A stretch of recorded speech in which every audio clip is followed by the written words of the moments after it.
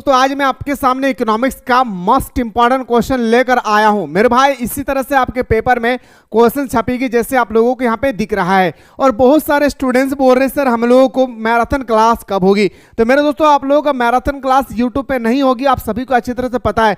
वो marathon class कहां पे होगा? हमारा एप्लीकेशन पे। मेरे दोस्तों कब होगी? क्योंकि हमारा 20 तारीख के तो एग्जाम है, तो 19 तारीख के याद रखना है ठीक 4 बजे आना ना भूले। कितना बजे? 19 फरवरी के 4 बजे आप लोगों को फ्री में आप लोगों का ऑनलाइन टेस्ट सीरीज में साथ आप लोगों का मेरे भाई जो आप लोगों ने ऑनलाइन टेस्ट सीरीज ज्वाइन किए हैं या आप लोगों मेरे दोस्तों कोई भी कोर्स को ज्वाइन किए या ज्वाइन कुछ भी नहीं किए तो फ्री में मेरे भाई आप लोगों को दिया जाएगा क्या? तो याद रखना है महा मैराथन क्लास। तो अगर आप लोग चाहते हैं कि सर मुझे मैराथन क्लास में ज्वाइन करना है तो डिस्क्रिप्शन बॉक्स में हमारे एप्लीकेशन का लिंक दिया है, उस एप्लीकेशन को जल्दी से प्ले स्टोर से डाउनलोड कर ले और हमारे साथ 19 फरवरी के शाम 4 बजे मेरे दोस्तों जुड़ना ना भूले। सारा वो इंपॉर्टेंट क्वेश्चन बताने वाला हूं जो आपके एग्जाम के अकॉर्डिंग मस्ट होती है। आइए सर बात करता हूं एक एक क्वेश्चन के अकॉर्डिंग। निम्नलिखित में से कौन सा आर्थिक क्रिया का प्रकार है? अब यहां पे क्वेश्चन आ गई कि आर्थिक क्रिया का प्रकार है। अच्छा सबसे पहले तो हमें पता होना चाहिए कि आर्थिक क्रिया किसे कहते हैं मेरे भाई। जहां से हम धन अर्जित करते हैं उसे हम लोग आर्थिक क्रिया कहते हैं। तो हमारा उत्पादन होती है, उपभोग होता है, विनिमय होती है, यानी ऑप्शन नंबर हमारा डी इसका सही उत्तर हो जाएगा। अगला है सर कि अवसर लागत का वैकल्पिक नाम क्या है? यानी मेरे भाई जो हमारा अवसर लागत है ना इसका दूसरा नाम हम लोग क्या बोल सकते हैं? तो अवसर लागत का एक और नाम होती है जिसे हम लोग बोलते हैं आर्थिक लागत। याद रखना है अवसर लागत का एक और नाम होती है मेरे शेर सरनियों, क्या? मुस्कुरा के बोलिए मेरे भाई, क्या? तो बताएंगे सर हमारा आर्थिक लागत। आइए सर बात करता अगला क्वेश्चन पे। मिश्रित अर्थव्यवस्था में महत्वपूर्ण निर्णय किसके द्वारा किया जाता है? जो महत्वपूर्ण निर्णय होते हैं ना मिश्रित अर्थव्यवस्था में मेरे भाई वह निर्णय किए जाते हैं किसके द्वारा? तो बताएंगे सर हमारा याद रखना है सरकार के द्वारा। किसके द्वारा मेरे भाई? सरकार के द्वारा। और भारत किस प्रकार का देश है? तो भारत मिश्रित अर्थव्यवस्था पर आधारित है, याद रखना है, ठीक है। जैसे अमेरिका पूंजीवादी देश और हमारा रूस क्या है? हमारा रूस है मेरे दोस्तों, याद रखना है, जिसे हम लोग सोवियत संघ के भी नाम से जानते हैं। तो साम्यवादी देश है भाई, इस चीज को याद रखिएगा। आइए सर अगला क्वेश्चन पे बात करते हैं सर रेखा चित्र में मांग की लोच बताए। अब ऐसे ही क्वेश्चन आएंगे जैसे आप लोग यहाँ पे देख पा रहे हैं मेरे भाई।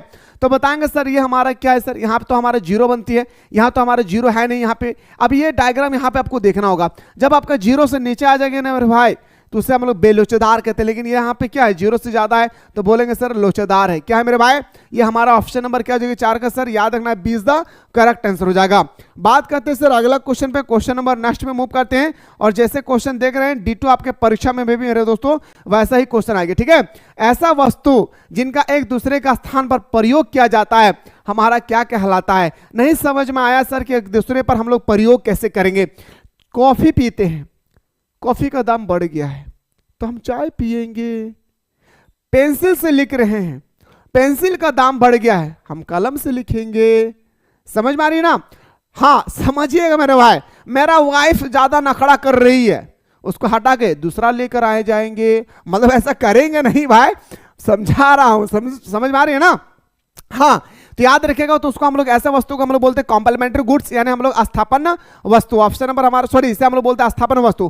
कॉम्प्लीमेंट्री गुड्स उसे कहते हैं जो एक दूसरे के बिना चल नहीं सकता है, जैसे गाड़ी पेट्रोल के बिना नहीं चल सकता है, स्याही कलम के बिना नहीं चल सकता है, ठीक है। उसको हम लोग बोलते हैं क्या? कॉम्प्लीमेंट्री गुड्स, जिसे हम लोग पूरक वस्तु बोलते हैं, ठीक है। तो यहाँ पे हमारा अस्थापन वस्तु हमारा राइट आंसर हो जाएगा क्वेश्चन नंबर 5 का। आइए सर बात करते हैं क्वेश्चन नंबर 6 में।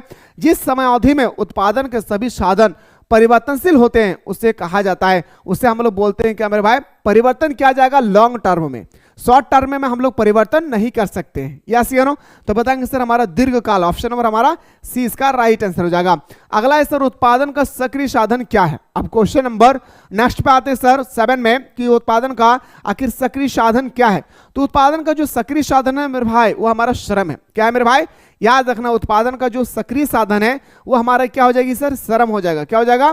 श्रम, यानी ऑप्शन नंबर हमारा बिल्कुल सही हो जाएगी सर क्या? 20 द करेक्ट आंसर। किसी वस्तु के उत्पादन की स्थिर लागत अगर 100 रुपया है, क्वेश्चन देखिए कितना सुंदर पूछा गया है। स्थिर लागत अगर 100 रुपया है, ठीक है, जिसे हम लोग टोटल कॉस्ट बोलते हैं भाई, ठीक है। और उस वस्तु की इकाई उत्पादन यानी प्रोडक्ट मेरे भाई हमारा कितना है? 10 इकाई है। तो आपसे औसत लागत पूछा गया, यानी हमारा एवरेज कॉस्ट पूछा गया है। मेरे शेर सरनियों, एवरेज कॉस्ट का फॉर्मूला होता है, ये आप बिना फॉर्मूला से नहीं बना सकते हैं, इस चीज को याद रखिएगा। ये जो क्वेश्चन है मेरे भाई, आप बिना फॉर्मूला से नहीं बना सकते। देखिए एवरेज कॉस्ट का फॉर्मूला होता है मेरे भाई क्या, टोटल कॉस्ट अपॉन, याद रखना है, क्वांटिटी। क्या होता है मेरे भाई, क्वांटिटी होता है। क्या होता है मेरे भाई, क्वांटिटी। अच्छा टोटल कॉस्ट हमारा कितना दिया है सर, 100 रुपया। क्वांटिटी कितना दिया है सर, 10। इस तरह से क्रॉस मल्टीप्लिकेशन करेंगे, मतलब आपका डिवाइड करेंगे मेरे भाई, कितना हो जाएगी, 10। तो बोल सकता हूं सर ऑप्शन नंबर बी हमारा राइट आंसर। लेकिन फॉर्मूला याद रखिएगा, एवरेज कॉस्ट इक्वल टू होता है total cost divided by quantity, याद रखना है, ठीक ना। चलिए सर अगला क्वेश्चन पे दौड़ते हैं सर। निम्नलिखित में से कौन सही है।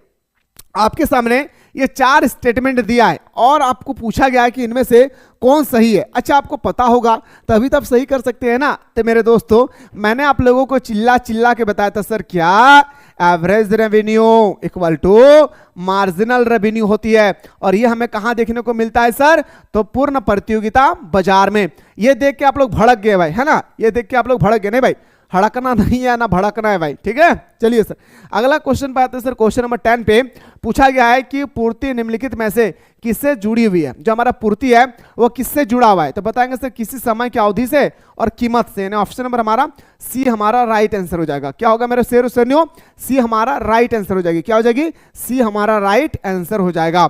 अगला प्रश्न पे आते हैं सर। वह बाजार की स्थिति जिसमें वस्तु का केवल एक विक्रेता है। अच्छा वह बाजार कौन सा बाजार है, जहां पे सिर्फ और सिर्फ केवल एक विक्रेता है और बहुत सारे खरीदने वाले हैं। हाँ एक विक्रेता है मेरे दोस्त, एक विक्रेता है और बहुत सारे खरीदने वाले। क्या मेरे भाई, बहुत सारे खरीदने वाले, एक बेचने वाला हो और बहुत सारे लोग खरीदने वाला हो, ऐसे बाजार को हम लोग बोलते हैं एकाधिकार बाजार। ऐसे बाजार को क्या बोलते हैं मेरे भाई, एकाधिकार बाजार हम लोग बोलते हैं भाई, ठीक है। किस बाजार में फर्म का मांग वक्र पूर्ण लोचदार होती है। आपसे पूछा गया किस बाजार में मांग वक्र का जो आकार होती है मेरे भाई वो पूर्ण लोचदार होती है, तो बताएंगे सर पूर्ण प्रतियोगिता बाजार। कौन सा बाजार, पूर्ण प्रतियोगिता बाजार हमारा सही उत्तर हो जाएगा। अगला प्रश्न पे आते हैं सर कि एक अधिकार नियंत्रण कर सकता है। एक अधिकार जो हमारा बाजार है वो क्या नियंत्रण कर सकता है, तो बताएंगे सर याद रखना है केवल कीमत को या केवल उत्पादन मात्रा को या उत्पादन तथा उत्पादन दोनों को। तो याद रखना है मेरे भाई ऑप्शन नंबर डी इसका राइट आंसर होगा, ए और ए या बी, ए या बी। ऑप्शन नंबर हमारा डी इसका सही उत्तर हो जाएगी। बाजार मूल्य को परिभाषित किया जा सकता है। मैंने आप लोगों को पहले ही कहा था कि क्वेश्चन आएगा बाजार किससे कहते हैं, व्हाट इज मार्केट, ठीक है, इस चीज को याद रखिएगा। तो बाजार मूल्य को परिभाषित किया जाता है, बाजार का मूल्य है में बाजार कितने समय के लिए होता है मेरे भाई, 10 घंटा 12 घंटा के लिए, तो सुबह 6 बजे से शाम 6 बजे, ये अल्पकाल होता है। क्या मेरे भाई, अल्पकालीन बाजार होता है, ठीक है ना, कि मूल्य को चढ़ाव उतार हो सकता है। अभी 20 रुपया बोल रहा है, शाम होते होते मेरे दोस्तों जब हमारा साग मुरझाने लगेगा तो 10 रुपया किलो हो जाएगा। अगला क्वेश्चन पे आते सर। समष्टि अर्थशास्त्र अध्ययन करती है। मैंने आप लोगों को बताया था समष्टि अर्थशास्त्र का मतलब समस्त चीज है ना भाई। तो बताएंगे सर समष्टि अर्थशास्त्र में क्या बाजार, तो बाजार में गेहूं की कीमत या अर्थव्यवस्था में रोजगार। रोजगार मेरे भाई एक व्यक्ति का होता है। स्कूटी में मांग की लोच नहीं भाई, ये भी एक व्यक्ति का होता है। वस्तु की पूर्ति का नियम, ये भी एक वस्तु का होता है। लेकिन मेरा बाजार सबका है भाई, मार्केट कोई एक व्यक्ति का नहीं है। यस या नो, मार्केट कोई एक व्यक्ति का होती है भाई, नहीं होती है। तो लेकिन मेरे भाई याद रखना इसका जो हमारा सही उत्तर हो जाएगी ना, ये हमारा राइट आंसर होगा कौन, अर्थव्यवस्था में रोजगार। अर्थव्यवस्था में रोजगार क्या दे रही भाई, सबको दे रही है। लेकिन यह भी ऑप्शन हो सकता है बाजार में गेहूं की कीमत, लेकिन मेरे दोस्तों गेहूं का सिर्फ एक ही कीमत होती है। इसलिए इन चारों ऑप्शन में से मेरे दोस्तों एक ही सही होगा, हमारा ऑप्शन नंबर ए, अर्थव्यवस्था में रोजगार की अवसर लागत, ठीक है। क्वेश्चन नंबर 16 पे आते हैं सर। पूंजी के स्टॉक में वृद्धि कहलाती है। जब मेरा पूंजी है उसका हम कुछ समय के लिए स्टॉक कर दिए तो क्या कहलाएगा, तो बताएंगे तो पूंजी निर्माण। क्या होगा मेरे भाई, पूंजी निर्माण। अगला क्वेश्चन पे आते हैं सर। राष्ट्रीय आय की गणना में निम्नलिखित में से किसे सम्मिलित किया जाता है। हम लोग नेशनल इनकम में, एनआई, नेशनल इनकम में किनको शामिल करते हैं। क्वेश्चन नंबर 17 है मेरे भाई कि नेशनल इनकम में हम लोग किनको शामिल करते हैं, तो बताएंगे अंतिम वस्तु एवं सेवा। क्या होगा मेरे भाई, अंतिम वस्तु एवं सेवा। मेरा चीज को समझिए, अंतिम वस्तु एवं सेवा, ठीक है। आइए सर बात करता हूं अगला क्वेश्चन पे। NNPMP ये आपका प्री बोर्ड में अभी पूछा गया था भाई, गिरिडीह डिस्ट्रिक्ट में ये क्वेश्चन आया था। गिरिडीह डिस्ट्रिक्ट में क्वेश्चन देख रहे हैं ना मेरे शेर सर, नहीं हो आखिर कैसे क्वेश्चन यहाँ पे पूछा जा रहा है। तो GNP-MP माइनस घिसावट होती है भाई, याद रखना। ऑप्शन नंबर हमारा क्या हो जाएगा मेरे भाई, ए इज द राइट आंसर हो जाएगा। नेक्स्ट क्वेश्चन पे आइए सर, राष्ट्रीय आय के आकलन में किसी वस्तु या सेवा का मूल्य एक से अधिक बार शामिल करना क्या कहलाता है? कोई भी वस्तु है भाई, उसका एक बार मूल्य हम लोग ऐड करते हैं। बाजार में गए, 20 रुपए का आलू, 20 रुपए का प्याज, 10 रुपए का अदरक, 10 रुपए का लहसुन, मेरे भाई कितना हो गया मेरे लिए? 60 रुपया। अगर आप दुकानदार जोड़ रहा है तो कितना हो गया? 20 रुपए का आलू, 20 रुपए का प्याज, 10 रुपए का अदरक और 10 रुपए का लहसुन और 10 रुपए का लहसुन, दो बार जो लहसुन को जोड़ दिया तो कितना हो गया? 70 रुपया। तो क्या हो गया मेरे भाई? ज्यादा हो गया, हुआ या नहीं? तो ऐसे व्यक्तियों को हम लोग क्या कहते भाई? अनपढ़। नहीं भाई, अनपढ़ नहीं, ये गलती के कारण ऐसा हुआ है ना, जिससे हम लोग बोलते हैं दोहरी गणना, डबल काउंटिंग मेथड, याद रखना है भाई, ठीक है। किसके अनुसार मुद्रा वह है जो मुद्रा का कार्य करता है? ये क्वेश्चन फिक्स है आपके पेपर में, ये क्वेश्चन छप चुकी है भाई। किसके अनुसार मुद्रा वह है जो मुद्रा का कार्य करती है? मुद्रा वह है जो मुद्रा का कार्य करती है विदर्श के अनुसार। किसके अनुसार मेरे भाई? विदर्श के अनुसार। अगला क्वेश्चन पे आते हैं सर, मुद्रा का कार्य है, आपसे पूछा गया है जो हमारा मुद्रा है उसका कार्य क्या है? तो मुद्रा का कार्य मेरे भाई विनिमय का माध्यम, मूल्य का मापक, मूल्य का संचयन। ऑप्शन नंबर डी हमारा राइट आंसर हो जाएगी। क्वेश्चन का देखिए एक बार, समझिए मेरे दोस्त, D2 ऐसा ही क्वेश्चन आएगा आपके पेपर में, ठीक है। व्यापारिक बैंक द्वारा स्वीकार की जाने वाली प्रमुख जमा कौन सी है? आपसे पूछा गया है जो हमारा व्यापारिक बैंक है, इसके अकॉर्डिंग आपसे क्वेश्चन नंबर 22 में पूछा गया है कि बताइए व्यापारिक बैंक के बारे में। तो व्यापारिक बैंक चालू जमा होता है, बचत जमा करती है, समाधि होती है। ऑप्शन नंबर डी हमारा राइट आंसर हो जाएगा। नेक्स्ट क्वेश्चन पे आते हैं सर, भारत में 1 रुपया का नोट कौन जारी करता है? 23 पूछा गया आपसे, भारत में जो 1 रुपया का नोट होती है ना मेरे भाई, आप लोग देखे या नहीं पता नहीं है, लेकिन हमारे जमाने में चला करता था भाई, जब हम लोग छोटे छोटे नन्ना मुन्ना राय हैं, देश का प्यारे है ना, क्या क्या बोलता है ना वही, तो बताएंगे सर 1 रुपया का जो नोट जारी करता है ना मेरे भाई, 1 रुपया का सिक्का कोई और जारी करता है, लेकिन 1 रुपया का नोट हमारा भारत सरकार का वित्त मंत्री जारी करता है, ठीक है। केंद्रीय बैंक का प्रमुख कार्य क्या है? जो हमारा केंद्रीय बैंक होती है, इसका प्रमुख कार्य क्या होता है? तो केंद्रीय बैंक का कार्य होती है बैंकों का बैंक, जिसे हम लोग बोलते हैं मेरे भाई क्या? नोट जारी करता है। केंद्र सरकार, बैंकर, एजेंट, सलाहकार, सब कुछ है मेरे भाई। ऑप्शन नंबर हमारा डी इसका राइट आंसर हो जाएगा। अगला क्वेश्चन पे आते हैं सर, भारत में 14 बड़े अनुसूचित व्यावसायिक बैंकों का राष्ट्रीयकरण किया गया था।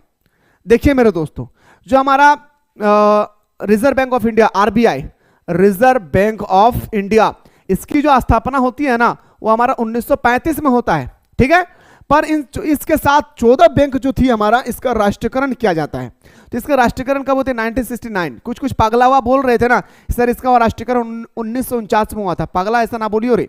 देखिए मेरे भाई, जो भी स्टूडेंट्स को अभी तक नहीं पता है वो सुन लीजिए। अगर आप चाहते हैं कि सर हमें मैराथन क्लास में जुड़ना है, तो डिस्क्रिप्शन बॉक्स में हमारा एप्लीकेशन का लिंक दिया है, उस एप्लीकेशन को आप लोग जल्दी से डाउनलोड कर लें, डाउनलोड कर लेना है। और 19 फरवरी के शाम के 4 बजे, 19 फरवरी का शाम के 4 बजे आप लोगों का मैराथन क्लास स्टार्ट हो जाएगी, वो भी फ्री में, 1 रुपया भी पैसा नहीं लगेगी। अगर आपको देखना है तो जल्दी से प्ले स्टोर से मिसाइल क्लासेस के आपको डाउनलोड कर लेना है। आइए सर, किन्स का रोजगार सिद्धांत किस पर निर्भर करता है? जो हमारे किन्स है, इसका जो रोजगार सिद्धांत है मेरे दोस्तों, वो किस पर निर्भर करती है? तो बताएंगे सर, वो निर्भर करता है हमारा प्रभावपूर्ण मांग से। क्या मेरे भाई? प्रभावपूर्ण मांग, यानी ऑप्शन नंबर हमारा ए इज द राइट आंसर हो जाएगा। अगला है सर, निवेश गुणांक क्या होगा यदि MPC = 0 है? निवेश गुणांक यानी K = फॉर्मूला होता है भाई 1/1 - MPC। MPC के पूछा गया तो K को K ही रहने देते हैं। 1/1 - MPC का वैल्यू दिया है कितना? 0.5। 0.5 1/1 में से अगर 50 पैसा घटा देंगे तो कितना होगा? 50 पैसा। पॉइंट घटाएंगे तो 0 चपकेगा मेरे भाई, 5 दूनी 10। यानी मैं बोल सकता हूं सर, हमारा ऑप्शन नंबर क्या हो जाएगी सर? सी इसका राइट आंसर हो जाएगा। क्या होगा मेरे शेरों सरनियों? सी हमारा राइट आंसर हो जाएगी। चलिए सर, अगला क्वेश्चन पे मूव करते हैं। क्वेश्चन नंबर नेक्स्ट सर, निम्नलिखित में से कौन सा राज्य कौन सा सरकार का पूंजीगत व्यय है? आपसे क्वेश्चन नंबर 28 में पूछा गया है कि सरकार का पूंजीगत व्यय कौन सी है? तो बताएंगे सर, मशीनीकरण का व्यय, मकान किराया और ब्याज का भुगतान। यानी ऑप्शन नंबर हमारा क्या हो जाएगा सर? डी इसका राइट आंसर हो जाएगा। आइए सर, बात करते हैं अगला क्वेश्चन पे। विदेशी विनिमय दर का निर्धारण होती है, जो हमारा विदेशी विनिमय दर है, आखिर इसका निर्धारण कैसी होती है? तो विदेशी विनिमय दर का जो निर्धारण होता है ना मेरे भाई, वह मांग एवं पूर्ति शक्तियों द्वारा होती है। किसके द्वारा? मांग एवं पूर्ति के शक्तियों के द्वारा निर्धारण होती है। किसके द्वारा? मांग एवं पूर्तियों के निर्धारण द्वारा होती है, ठीक है। अब बात करते हैं सर अगला क्वेश्चन पे। क्वेश्चन नंबर हमारा नेक्स्ट है, निम्नलिखित में से कौन सा भुगतान शेष के पूंजी खाते का घटक नहीं है? शेष के पूंजी खाते का जो घटक नहीं है वो हमारा क्या हो जाएगा मेरे भाई? एक पक्षीय हो जाएगा। क्या होगी मेरे दोस्तों? एक पक्षीय हो जाएगी। तो मेरे दोस्तों आगे जाने से पहले मैं फिर से कह रहा हूं कि जो भी स्टूडेंट्स ने हमारे ऑनलाइन टेस्ट सीरीज को ज्वाइन कर चुके हैं, मेरा बात को सुनिएगा। अभी आपका एग्जाम बाकी है इकोनॉमिक्स का, पॉलिटिकल का, जियोग्राफी का, हिस्ट्री का, आपने जो भी पेपर लेकर रखा है, जो ज्वाइन कर चुके हैं, दिन भर में कम से कम 4-5 बार टेस्ट लगाइएगा। यहां पे आपके पेपर के अकॉर्डिंग जितना भी इंपॉर्टेंट क्वेश्चन बनेगा, मैंने सारा क्वेश्चन यहां पे डाल रखा है, ठीक है। तो जो भी स्टूडेंट्स ने ज्वाइन कर चुके हैं वो हर दिन यहां पर 4-5 बार टेस्ट लगाइए। इतना टेस्ट लगाना है कि सारा टेस्ट सीरीज का क्वेश्चन आपके दिमाग में छप जाए। बाकी जो ज्वाइन नहीं किए, आप लोगों के पास अभी भी मौका है मेरे दोस्त, जाएं ज्वाइन करें और हमारे ऑनलाइन टेस्ट सीरीज का आनंद लें। बाकी हम लोग बात करते हैं मैराथन क्लास में कल शाम 4 बजे, मिलना ना भूलें।